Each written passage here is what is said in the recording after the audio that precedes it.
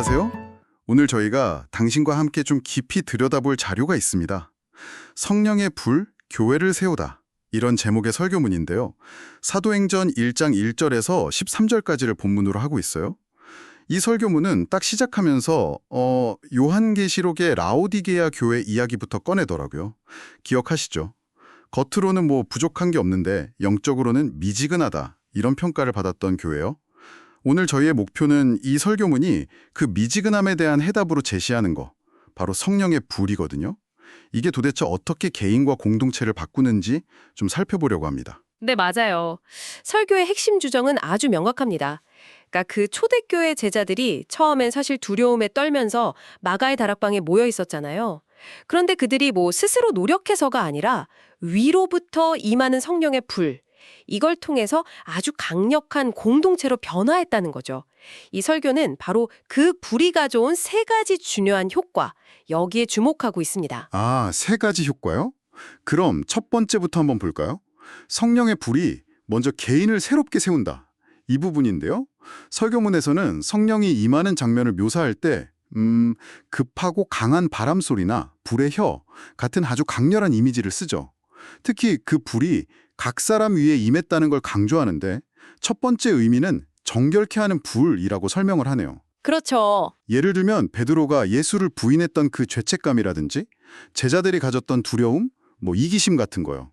이런 어떤 인간적인 찌꺼기들, 이런 걸 태워버린다는 뜻이겠죠.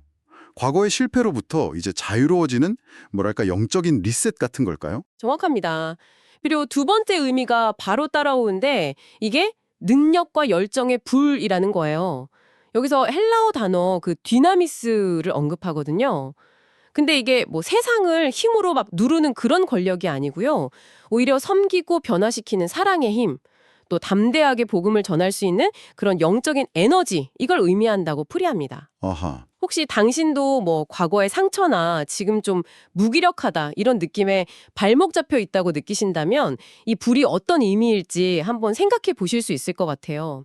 그러니까 정화시키면서 동시에 아주 강력한 에너지를 주는 그런 불인 셈이죠. 네, 그렇게 개인들이 먼저 변화하고요.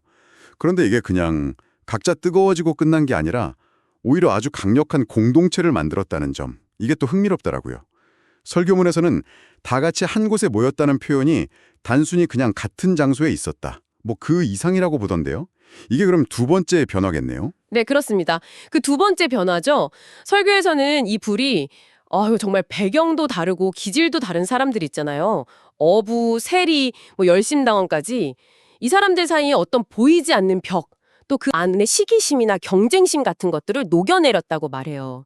그 결과로 하나의 마음과 하나의 뜻을 가진 공동체, 즉 코이노니아. 고이노니아. 네. 그래서 진정한 교회는 어떤 번듯한 건물이 아니라 성령 안에서 이렇게 하나로 묶인 사람들의 모임 그 자체다. 이 점을 아주 강조하고 있습니다. 당신이 속한 공동체들의 모습은 어떤가요? 이런 종류의 하나됨이 과연 어떻게 가능할지 좀 생각해보게 만드는 부분이에요. 자, 그럼 첫째로 개인이 변하고 둘째로 그 개인들이 모여 공동체가 하나 되고 근데 여기서 끝나지 않는다는 거죠. 세 번째 변화는 이 불이 공동체를 결국 세상으로 향하게 만들었다. 이 점인데요. 그 닫혀있던 문을 박차고 나가게 하는 어떤 원동력이 되었다는 건데 사도행전 2장 4절 이하에 나오는 그 다른 언어들로 말하는 사건 있잖아요. 그걸 예로 들고 있죠. 맞습니다. 그런데 이 설교는 이 방언 사건을 그냥 신기한 현상, 그 정도로만 보지 않아요. 그 핵심을 소통의 회복으로 분석하더라고요. 소통의 회복이요? 네, 창세기 바벨탑 이야기 아시죠? 언어가 뒤섞여서 인류가 흩어졌던 어떻게 보면 저주잖아요. 그런데 오순절 성령 강림 사건은 그 저주를 완전히 뒤집는 사건으로 해석하는 거예요. 다양한 민족들이 와서 각자 자기네 언어로 하나님의 큰 일을 알아듣게 되는 축복으로 바뀌었다는 거죠. 아, 바벨탑의 반대네요. 그렇죠. 그러니까 성령의 불을 받은 교회는 본질적으로 세상을 향해 나아가고 소통하고 섬기도록 부름받았다. 이런 강력한 메시지를 던지는 겁니다. 심지어 오늘날 교회가 세상과 잘 소통하려면 어떤 언어를 써야 할까 하면서 긍휼의 언어, 정의의 언어, 희망의 언어 이런 것들을 사용해야 한다고 제안까지 하고요. 와, 현대적인 적용까지 제시하는군요. 자, 그럼 정리를 한번 해볼까요? 이 설교문은 성령의 불을 한 세 단계로 작동하는 강력한 힘으로 보고 있네요. 첫째는 두려움이나 죄책감에 묶인 개인을 깨끗하게 하고 능력을 주고, 둘째는 서로 달랐던 사람들을 하나로 녹여서 진짜 공동체를 만들고, 네. 그리고 셋째는 그 공동체를 결국 세상 속으로 나아가게 해서 하나님의 이야기를 전하게 하는 힘. 뭐랄까, 그 미지근했던 라오디게아 교회랑 아주 역동적이었던 사도행전 교회를 딱 가르는 결정적인 차이점, 이걸 불로 설명하는 것 같아요. 네, 맞습니다. 그리고 성령 강림주일이라는 절기가 있잖아요. 이게 그냥 과거의 어떤 사건을 기념하는 날로만 그치지 말고 오늘 바로 당신과 당신의 공동체 위에 이 불이 다시 임하기를 구하는 날이 되어야 한다. 이렇게 강조합니다.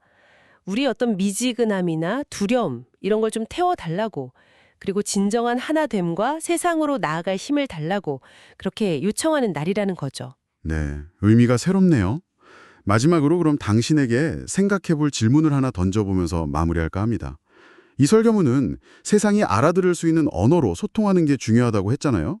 긍휼, 정의, 희망의 언어 같은 것들이요. 혹시 당신이 더 깊이 소통하고 싶은 이웃이나 공동체가 있다면 그들이 정말로 귀 기울이는 언어는 무엇일까요? 그리고 오늘 우리가 함께 살펴본 이런 내적인 변화, 또 공동체적인 변화가 그런 의미 있는 소통을 어떻게 가능하게 할 수 있을지 한 번쯤 생각해 보시면 어떨까 싶습니다.